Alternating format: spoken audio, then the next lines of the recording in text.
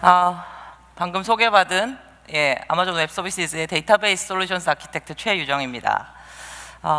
식사는 맛있게들 하셨는지요? 대답해 주셔서 감사합니다. 네.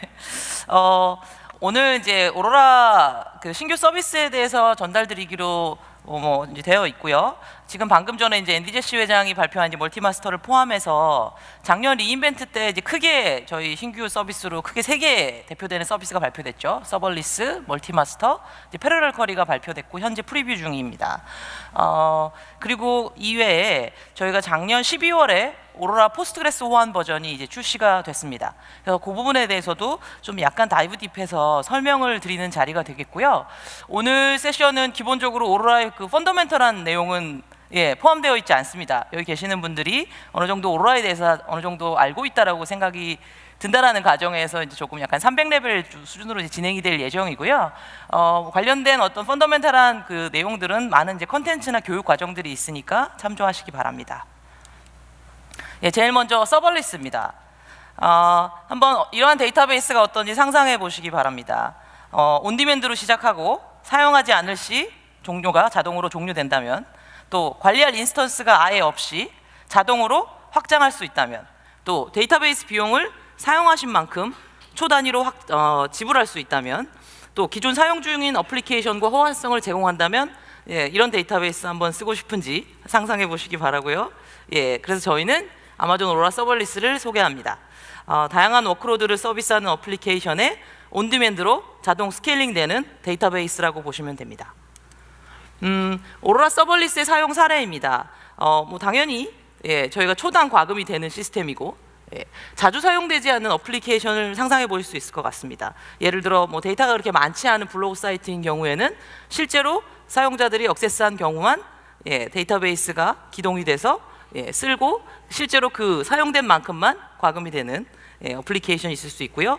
그리고 이제 변동하는 부하량을 갖는 어플리케이션입니다.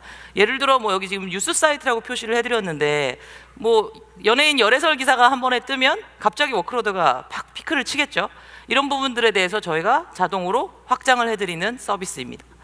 그리고 물론 이제 프로덕션을 오픈하기 전에 이제 개발이나 테스트를 당연히 하실 거고, 개발자분들이 주로 이제 주간에 업무를 보신다라고 가정했을 때 야간이나 주말에는 사용하지 않는다면 굳이 그 비용에 대해서 그러니까 비용을 지불하실 필요는 없겠죠.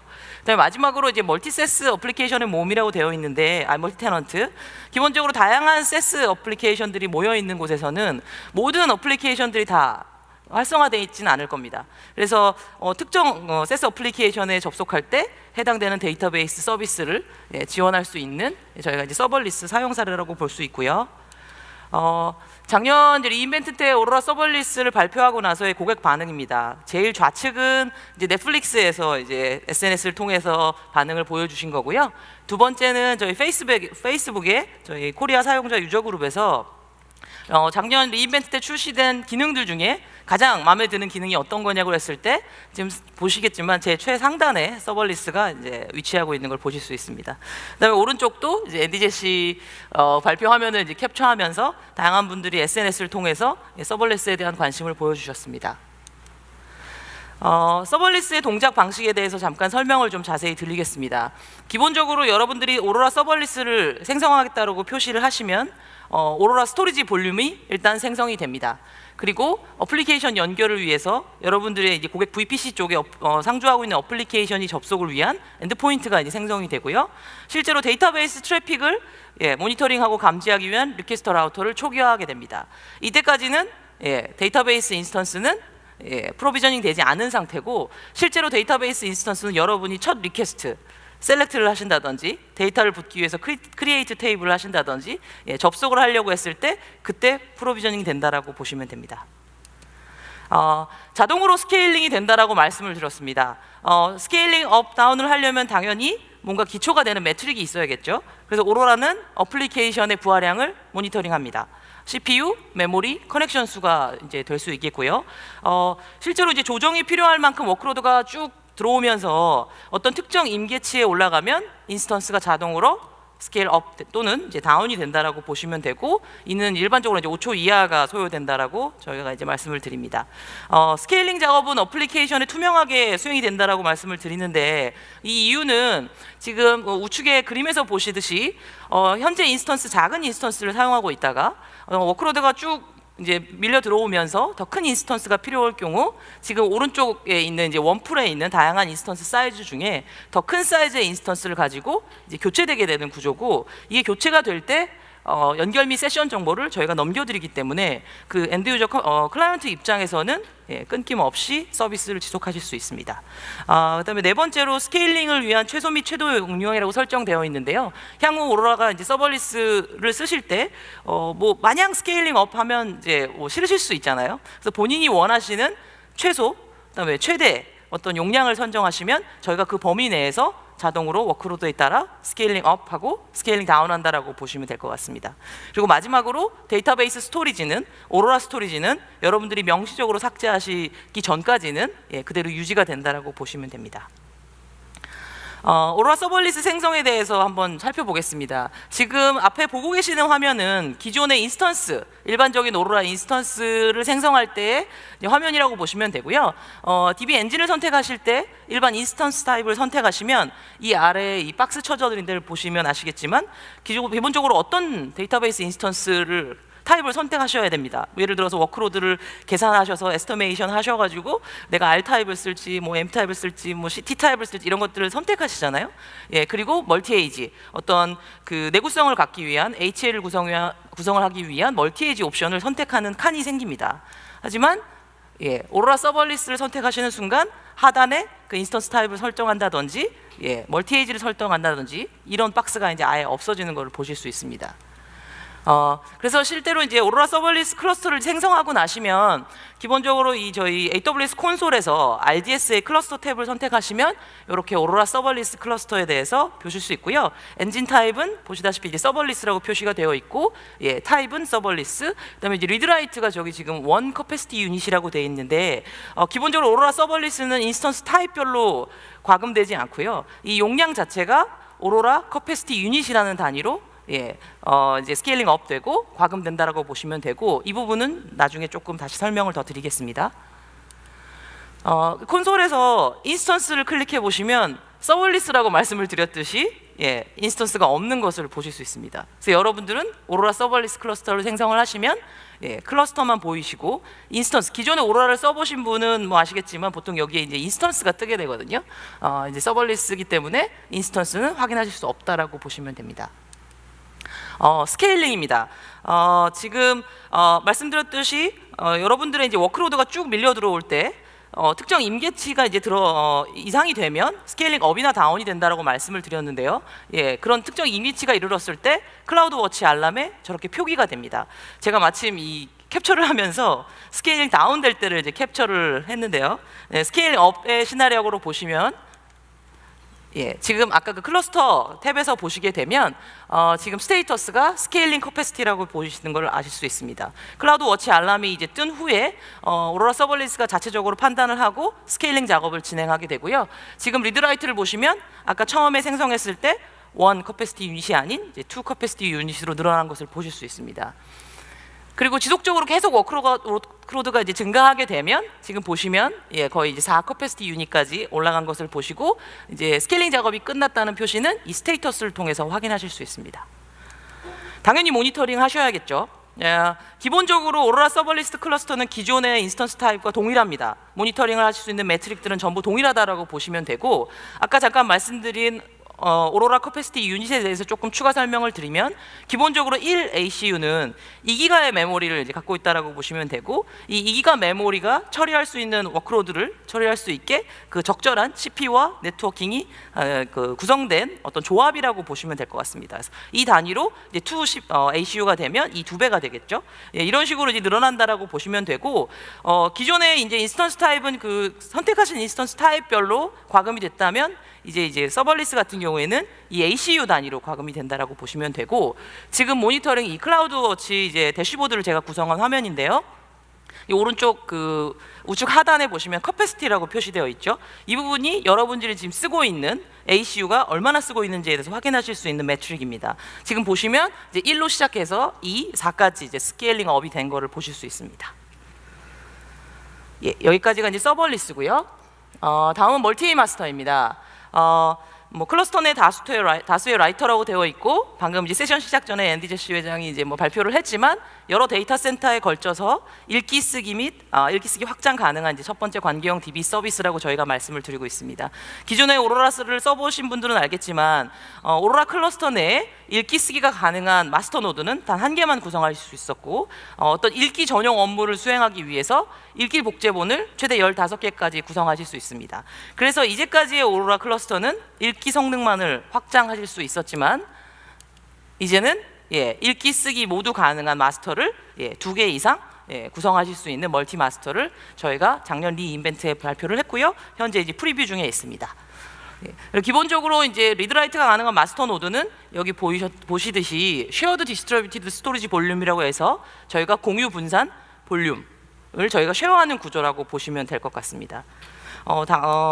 기술적 이점에 대해서 말씀을 좀 드리겠습니다. 당연히 저희가 읽기 쓰기가 가능한 마스터 노드가 2개 이상이 되다 보니 연속적인 쓰기 가용성이 가능하겠죠. 특정 마스터 노드가 장애가 발생했을 시 다른 마스터 노드가 지속적으로 쓰기 작업을 진행할 수 있습니다.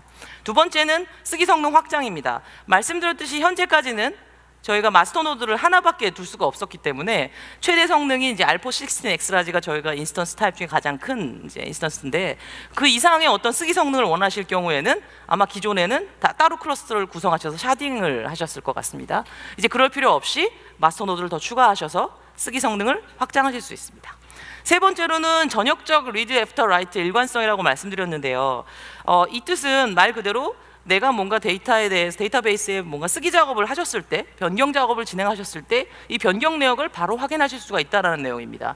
앞서 말씀드렸듯이 예를 들어서 샤딩을 했다든지 아니면 어떤 리드 리플리카를 구성하셨을 때는 싱크 방식으로 데이터가 동기화되기 때문에 어떤 특정 시점 동안 본인들이 발생시키신 데이터베이스 변경 내역을 바로 확인하실 수가 없었습니다. 하지만 저희가 멀티마스터 구조에서는 쉐어드 볼륨을 갖고 있는 볼륨에서 여러 개의 마스터가 그 쉐어드 볼륨을 공유하고 있는 구조이기 때문에 여러분들이 발생시키신 변경된 데이터는 바로 쓰자마자 읽으실 수 있는 장점이 있습니다.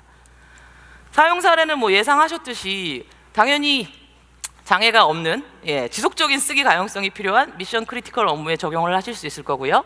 그 다음에 기존의 그 인스턴스 장애 시 어떤 영향 범위를 줄이기 위해서 샤딩을 하셨다면 이제는 그런 어플리케이션은 저희 멀티마스터를 이용해서 적용을 개선을 하실 수 있다라고 보시면 됩니다.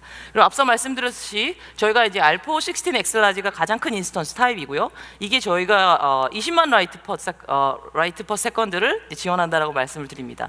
이 이상의 어떤 쓰기 성능이 필요하신 경우에는 마스터 노드를 하나 더 띄우셔서 같이 이제 워크로드를 받아들일 수 있는 쓰기 집약적 어플리케이션에 유용할 것 같고요. 네 번째로는 초고속 성장이 예상되는 비즈니스 애플리케이션이라고 말씀을 드렸습니다. 지금 당장은 그렇게까지 뭐 워크로드가 많지 않지만 지금 저희가 뭐 어떤 특정 비즈니스가 굉장히 빠르게 성장될 거라고 예상하셨을 때 처음에는 작게 시작하시고 마스터 노드를 하나만 갖고 시작하시다가 나중에는 그 인스턴스 타입도 크게 키우시고 또 마스터 노드를 더 추가하셔서 비즈니스 확장에 발맞추어서 저희가 서비스를 해드릴 수 있게 되겠고요. 마지막으로 논리적 복제 지연 시간이 없는 샤딩 애플리케이션이라고 되어 있는데 앞서 말씀드렸듯이 샤딩이나 읽기 복제본을 갖고 있는 경우에는 당연히 복제 시간이 걸릴 수밖에 없습니다. 이 부분이 아예 이제 없게 되는 거고요. 그래서 이 샤딩 애플리케이션도 저희 오로라 멀티마스터를 이용해서 이제 개선을 할 수 있다라고 보시면 될 것 같습니다. 그러면 당연히 이제 멀티마스터이기 때문에 양쪽의 어떤 마스터 노드끼리 동일한 데이터를 썼을 때 어떻게 컨플릭을 해결할 수 있는지에 대해서 당연히 궁금하실 것 같고요. 그 부분에 대해서 조금 설명을 드리고자 합니다. 오로라는 일관성 처리를 위한 많은 요소들이 있다고 제일 처음 위에 이제 쓰여져 있는데요. 기본적으로 각자의 데이터베이스 노드는 자기가 처리해야 될 트랜잭션의 순서를 잘 알고 있습니다. 뭐 그건 당연하겠죠.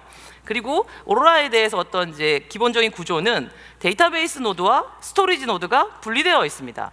그래서 스토리지 노드는 데이터베이스 노드에서 준 리퀘스트를 처리하기 위한 내부적인 큐가 있고 이 큐로 인해서 순서를 알고 있습니다. 예, 그래서 데이터베이스 노드도 내가 처리해야 될 트랜잭션의 순서를 알고 있고 스토리지 노드도 각 노드에서 적용된 각 데이터베이스에서 그 리퀘스트가 온 트랜잭션 처리의 순서를 알고 있습니다. 그래서 저희가 컨플릭이 발생하는 상황은 2개 이상의 데이터베이스가 2개 이상의 스토리지 노드의 데이터를 동시에 변경을 하려고 할 때 이제 컨플릭트가 발생할 수 있고요. 지금 오른쪽 그림을 잠깐 설명을 더 추가로 드리면 좌측에 이제 블루 마스터가 있고요. 우측에 오렌지 마스터가 있습니다. 아마 오로라를 처음 보신 분들은 조금 헷갈리실 수 있어서 좀 추가 설명을 드리면 이 아래쪽 페이지 1, 2라고 표시되어 있는 부분이 스토리지 노드라고 보시면 되고 오로라는 기본적으로 6개의 구성원을 갖고 있는 쿼럼 방식을 채택하고 있습니다. 6개의 방식을 갖고 있는 쿼럼 중에 저희는 쓰기 요청이 왔을 때 6개 중에 4개가 쓰기가 완료되면 그 쓰기는 이제 내구성 있게 잘 쓰여졌다, 쓰기가 완료됐다라고 저희는 이제 판단을 하게 되고 그 다음 트랜잭션을 진행하실 수 있는 구조입니다. 그래서 그 나머지 2개는 스토리지 노드 자체에서 백그라운드로 언시크 방식으로 6개를 맞춰가는 구조라는 것을 설명을 좀 드리고 싶고 쿼럼에 대해서는 저희가 내부적으로 그 한글로 번역한 블로그가 있는데 혹시 관심 있으신 분들은 따로 이제 좀 찾아보시면 좋을 것 같고요. 그래서 말씀드렸듯이 지금 데이터베이스 노드도 그렇고 스토리지 노드도 그렇고 각자의 트랜잭션 순서에 대해서 이미 인지를 하고 있기 때문에 예를 들어 뭐 기타 다른 멀티마스터 아키텍처에 비해서 예를 들어 투페이지 커밋을 한다든지 아니면 캐시 라이어에서 컨시스턴시를 맞춘다든지 하는 이런 조정 작업들이 상대적으로 덜 들게 됩니다. 컨플릭트가 발생하는 상황에 대해서 좀 설명을 드리겠습니다. 예를 들어 양쪽 마스터, 블루 마스터와 오렌지 마스터가 있고 이 각각의 마스터들이 페이지 1과 페이지 2를 동시에 한 트랜잭션 내에서 뭔가 변경하려고 한다고 가정을 좀 해보겠습니다. 그리고 추가적인 시나리오는 블루 마스터 같은 경우에는 페이지 1과 페이지 2 순서대로 처리를 하고 오렌지 마스터 같은 경우에는 페이지 2와 페이지 1의 순서대로 처리를 한다라고 이제 가정을 해보시면 실제로 블루 마스터는 지금 좌측에 보시면 페이지 1에 대해서 아까 말씀드린 이제 쿼럼 방식을 통해 페이지 1에 대해서 6개 중에 4개의 쿼럼을 완성하여서 쓰기를 완료했습니다. 그리고 이제 페이지 2에 대해서 뭔가 쓰기를 하려고 시도를 하겠죠. 이와 동시에 오렌지 마스터는 페이지 2에 대해서 쓰기를 시도했고 그래서 페이지 2에 대해서 지금 오른쪽 그림에 보시다시피 전체 6개 중에 4개의 쿼럼을 쓰기를 완료해서 쓰기를 이제 쿼럼을 획득하고 그 다음에 페이지 2에 대해서 쓰기를 시도하려고 할 겁니다. 지금 보시면 아시겠지만 그래서 블루 마스터가 페이지 2를 쓰려고 봤더니 오렌지 마스터가 이미 페이지 2에 대해서 6개 중에 4개를 쓰기를 완료하고 대기하고 있는 상태이기 때문에 블루 마스터 입장에서는 2개밖에 쿼럼을 못 쓰고 대기하게 되고요.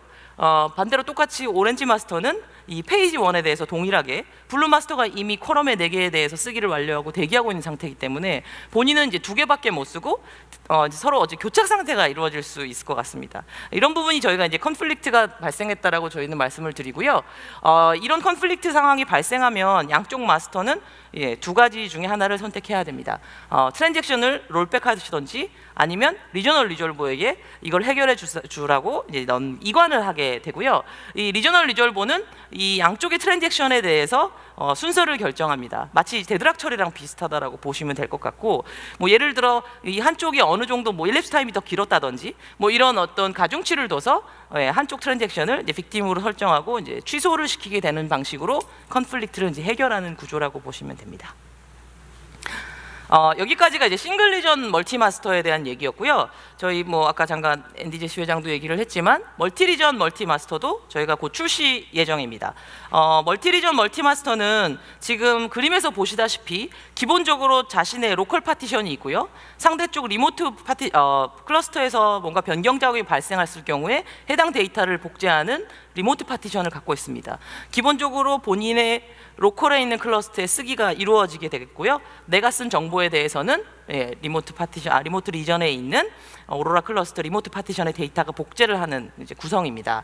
그래서 이 복제 부분은 이게 지금 이제 오로라 MySQL 버전이고 MySQL에 대해서 인지를 하고 계시다면 이제 빈로그 방식으로 보통 리플리케이션을 합니다. 그리고 실제로 현재 오로라 MySQL 버전이 크로스 리전 리플리카를 생성하실 수 있는데 이 부분도 다 빈로그 방식으로 로지컬하게 복제를 하고 있지만 지금 이제 멀티 리전 멀티 마스터는 빈로그 방식이 아닌 이제 피지컬 레벨의 말 그대로 페이지 레벨로 복제를 하기 때문에 훨씬 성능이 개선이 된다라고 보시면 되고, 지금 이런 구조이기 때문에 저희가 낙관적 동시성 제어라고 좀 어려운 말을 썼지만 저희가 분산 락 매니저라든지 따로 락 매니지먼트라는 프로토콜이 따로 없습니다.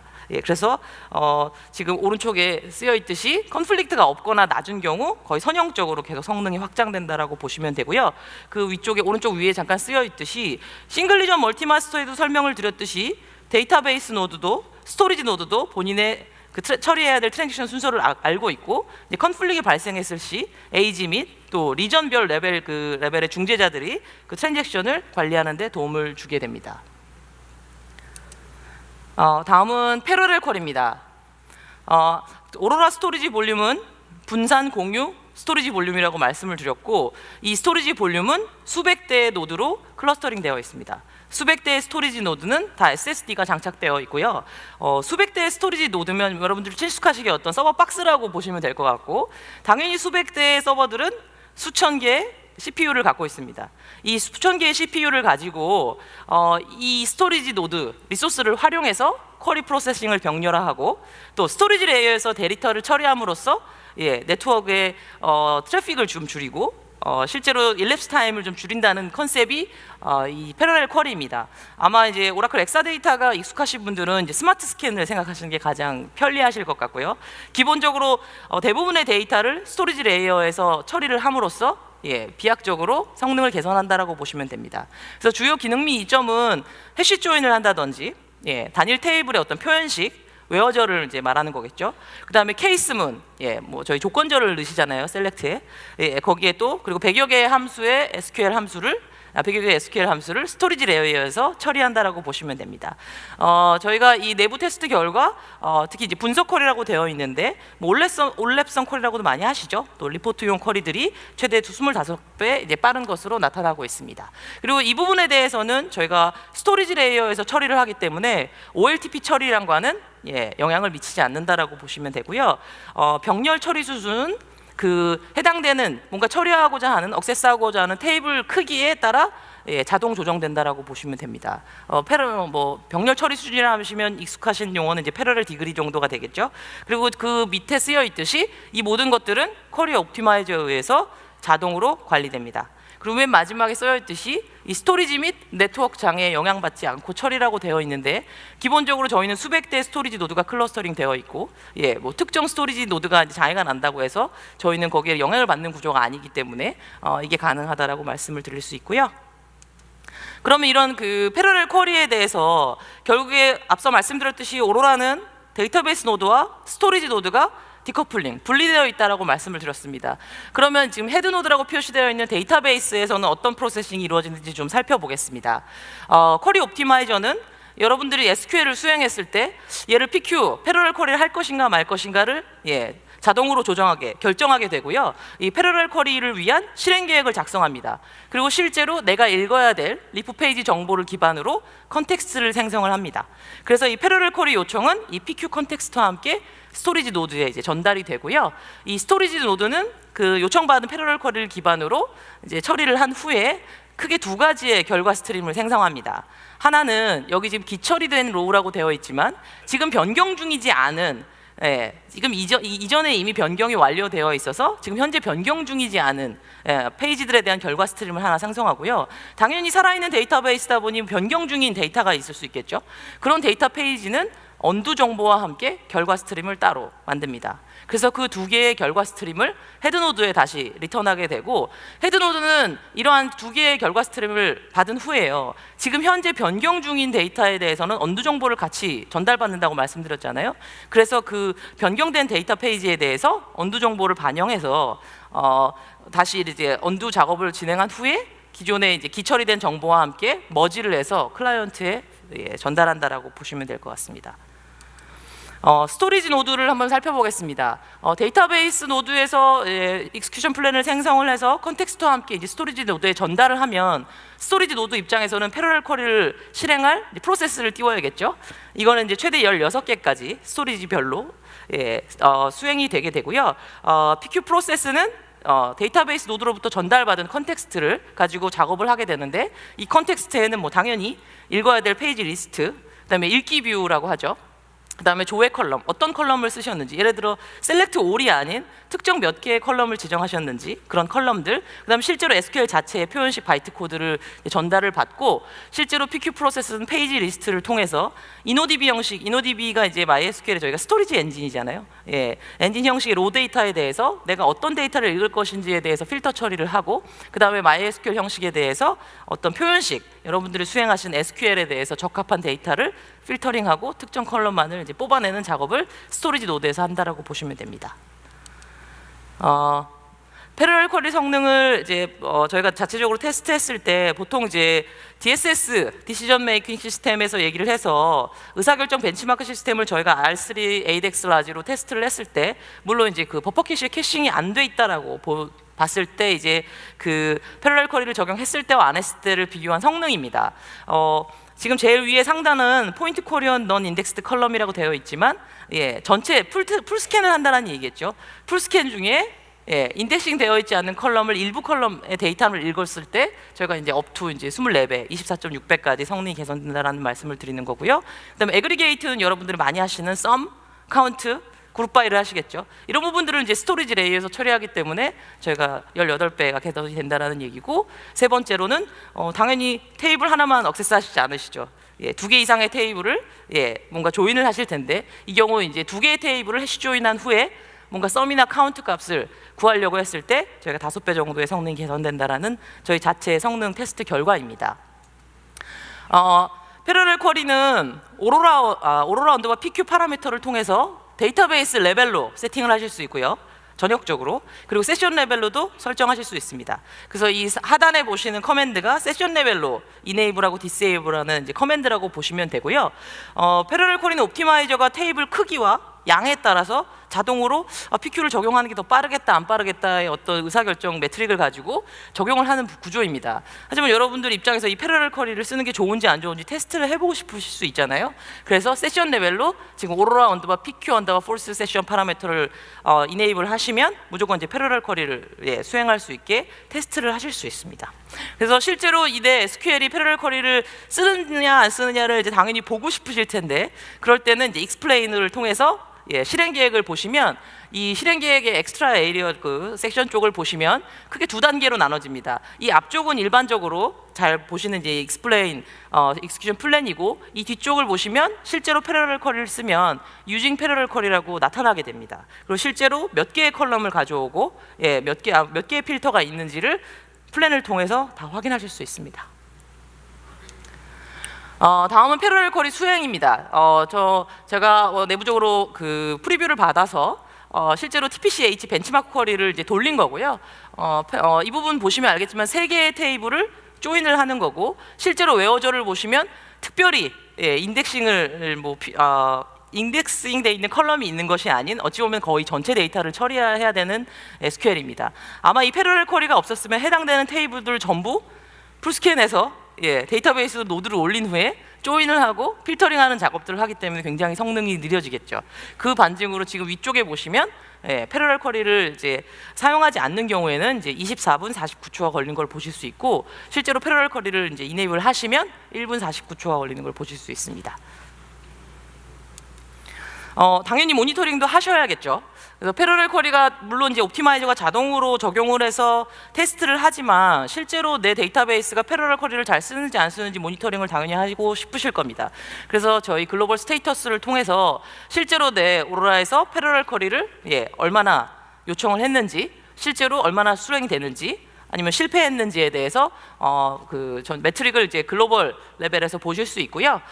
지금 아래쪽을 보시면 실제로 테이블 크기로 인해서 PQ가 선택되지 않았다든지, 장시간 트랜잭션으로 인해서 선택되지 않았다든지, 이런 등등의 이제 내용들을 이제 보실 수 있습니다.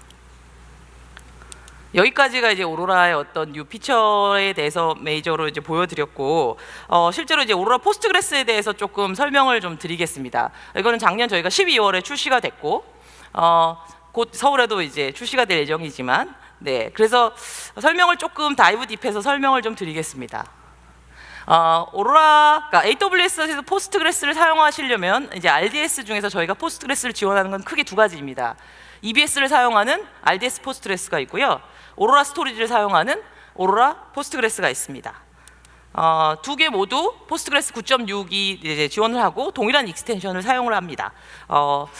참고로 RDS 같은 경우에는 그 2월에 10 버전에 대한 이제 오픈이 됐고 RDS에서는 10까지 쓰실 수 있고요. 오로라도 곧 이제 10 버전에 대해서 이제 서포트할 예정입니다. 그래서 둘 다 모두 백업 복구, 뭐 PITR, 고가용성, 내구성, 보안, 뭐 읽기 복제본 전부 이제 지원을 한다라고 보시면 되고 실제로 아래 두 개 같은 경우에 현재 오로라 MySQL은 지원하는 버전입니다. 크로스 리전 리플리카를 만드신다든지 아웃바운드 논리 복제 같은 경우에도 지금 저희가 오로라 포스트그레스도 곧 이제 지원 예정이라고 보시면 됩니다. 그러면 오로라 포스트그레스가 RDS 포스트그레스 위에서 왜 좋은지에 대해서 조금 설명을 퀵하게 좀 드리겠습니다. 여기 데이터베이스를 하시는 분들이 다 오셨을 거라고 생각을 하고 기본적으로 대부분의 데이터베이스는 복구를 위해서 장애시 복구를 위해서 데이터를 쓰기 전에 로그를 먼저 씁니다. 보통 그거를 이제 write ahead logging이라고 하는데요. 그래서 뭐 여러분들이 만약에 오라클 텀이 익숙하시다면 리드 로그가 편하실 수 있고 리드 로그 원래 제너럴 텀이긴 하지만 기본적으로 RDS 일반 포스트그레스도 로그 버퍼라는 것을 이제 사용을 합니다. 여러분들이 뭔가 데이터베이스에서 변경 작업을 발생시켰을 때 해당되는 작업들은 로그 버퍼에 이제 캐싱이 되고 다른 작업을 뭔가 주기적으로 계속 워크로드가 변경분이 발생했을 때 로그 버퍼가 꽉 차 있으면 그 데이터베이스는 더 이상 처리를 하지 못합니다. 그래서 주기적으로 로그 버퍼에 있는 데이터를 스토리지에 내리게 되는 작업을 하게 되고요. 하지만 오로라는 로그 버퍼가 없습니다. 기본적으로 저희는 실시간으로 온디맨드 형식으로 리드로그를 스토리지 노드에 리퀘스트해서 해당되는 변경 내역을 그때그때 반영하는 버전이라고 보시면 되고 지금 방금 전에 잠깐 보여드린 이 ABCD가 실제 여러분들이 변경한 작업들 인서트, 업데이트, 딜리트라고 상상을 해보시면 이런 부분들에 대해서 저희는 그 변경된 리드로그에 대해서 병렬로 온디맨드 형식으로 스토리지 노드로 처리하라고 저희가 던지게 됩니다.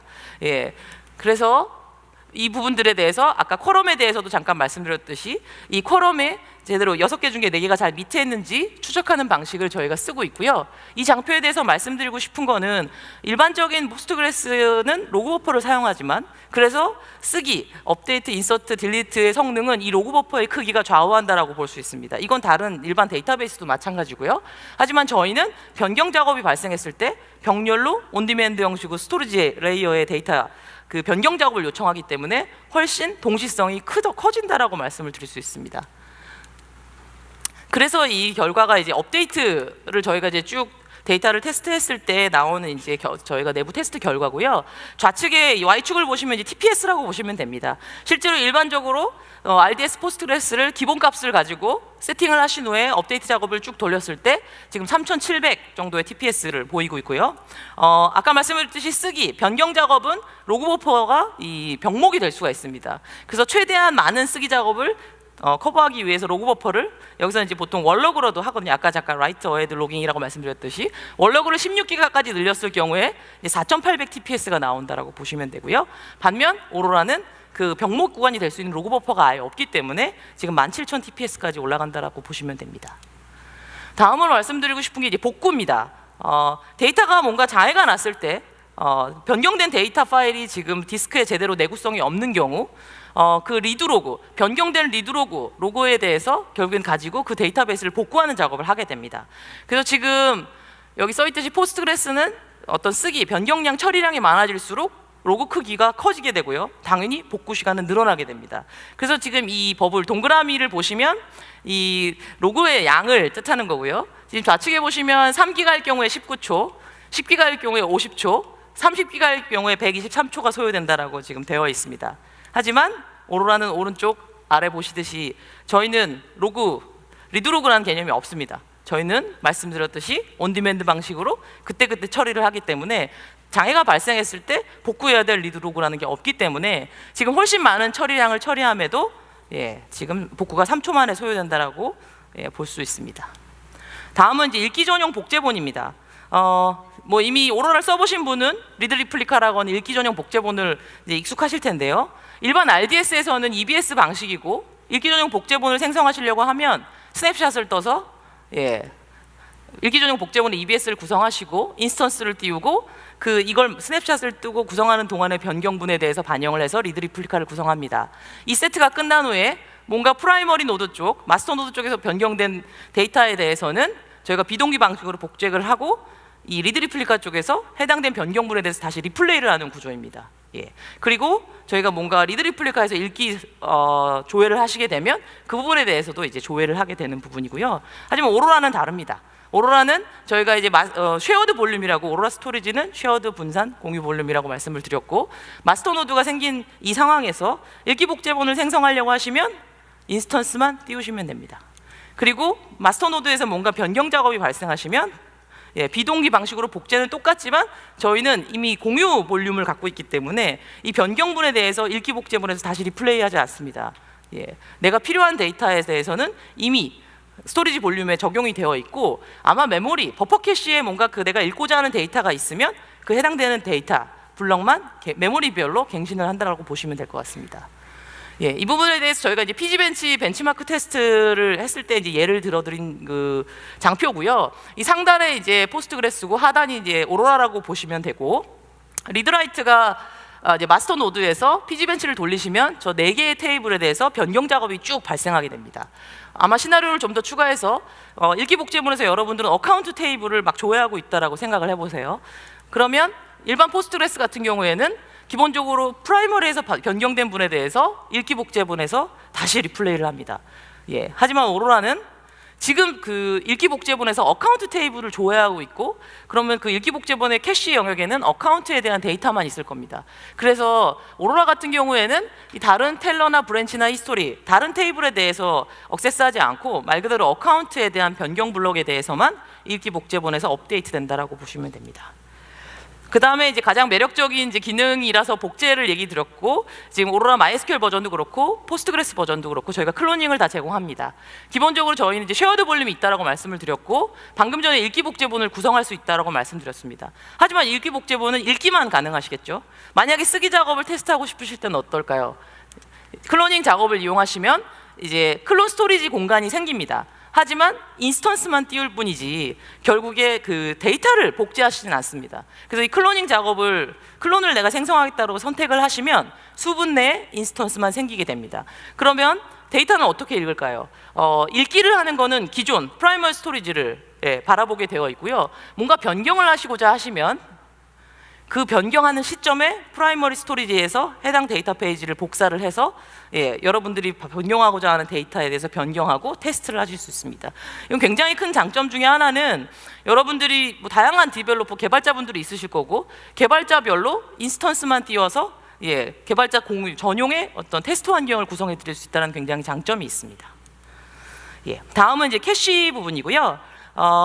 저희가 그 더블 버퍼링이 없다라는 얘기를 많이 드리는데 좀 빨리 퀵하게 말씀을 드리겠습니다. 제가 많은 내용을 담다 보니까 기본적으로 포스트그레스와 OS 영역은 쉐어드 메모리 공간을 갖고 있습니다. 당연히 데이터베이스라면은 데이터 페이지를 캐싱하는 버퍼 영역이, 쉐어드 버퍼 영역이 있고요. 하지만 일반 포스트그레스는 파일 시스템을 씁니다. 여러분들 아시겠지만 파일 시스템은 페이지 캐시가 있습니다. 메모리가 디스크보다 훨씬 빠르기 때문에 최대한 많은 디스크에 있는 데이터를 미리 메모리에 캐싱하기 위한 공간이라고 보시면 되고, 그래서 데이터 조회 시 쉐어드 버퍼를 이제 체크를 하시고, 그 다음에 쉐어드 버퍼에 데이터가 없으면 페이지 캐시를 조회하고, 여기에도 없으면 그때 EBS에서 데이터를 가져오는 구조입니다.